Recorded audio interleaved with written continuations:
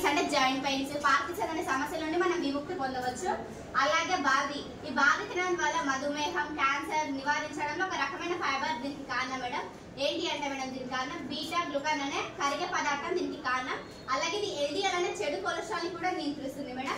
LDL అంటే low density lipoprotein, ఈ చెడు కొలెస్ట్రాల్ నియంత్రిస్తుంది. అలాగే హార్ట్ లో హోల్ ఉండడం, హార్ట్ స్ట్రోక్ వంటి సమస్యలను కూడా ఇది నియంత్రిస్తుంది.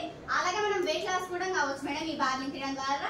అలాగే అరికలు, ఈ అరికలు తినడం ద్వారా మనం ఎక్కువ రక్త శుద్ధి, రక్తహీనత, రోగ నిరోధక శక్తిని పెంపొందించుకోవచ్చు, మలబద్ధకాన్ని నివారించుకోవచ్చు.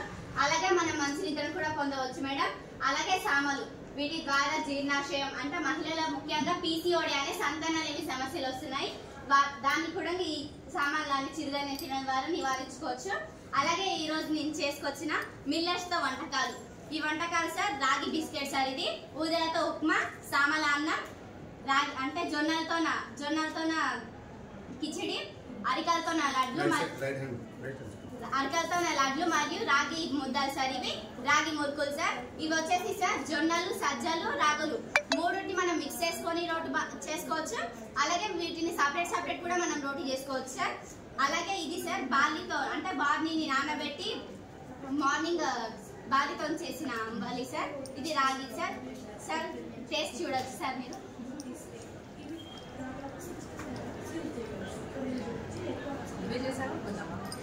చేసినాను నిన్న మా మేడం వాళ్ళ ఇంట్లో. యూ కెన్ సార్ మీరు కూడా ఇలాంటి ఐటమ్స్ మీ ఇంట్లో చేసుకొని తిని మీ ఆరోగ్యాన్ని కాపాడుకుంటారని కోరుకుంటున్నాను సార్. అలాగే వీటిని మనము తెలంగాణ రాష్ట్ర రైతులకు నీటి కొరత కూడా ఎక్కువ సార్. వీటిని పండించడం ద్వారా వాళ్ళకు చీడపీడల నివారణ ఉండదు, మరియు కృత్రిమ రాసాయనిక ఎరువులపై ఆధారపడడం కూడా ఉండదు సార్. ముఖ్యంగా మన రైతులు ఎక్కువ దిగుబడి రావాలనే ఉద్దేశంతో కృత్రిమ రాసాయనిక ఎరువులు వాడుతున్నారు సార్. దీనికి కారణం ఏంటి అంటే పంట పెట్టుబడి ఎక్కువగా ఉండకపోవడం, గిట్టుబాటు ధరలు లేకపోవడం, మరి విత్తనాల సైతం హైబ్రిడ్ విత్తనాలు వాడుతున్నారు సార్. ఎందుకంటే వాళ్ళ పంట దిగుబడి ఎక్కువ వస్తే వాళ్ళ లాభం పొందుతారు. కానీ మనం వీటిని పండించడం ద్వారా చీడపీడల నివారణ ఉండదు, మరియు రాసాయనిక ఎరువులపై ఆధారపడడం ఉండదు. దీని ద్వారా మన తెలంగాణ రాష్ట్ర రైతులకు లాభం, మరియు మనం వీటిని తినడం వల్ల మన ఆరోగ్యం కూడా బాగుంటుంది సార్. ఆరోగ్యమే మహాభాగ్యం sir. Thank you for opportunity.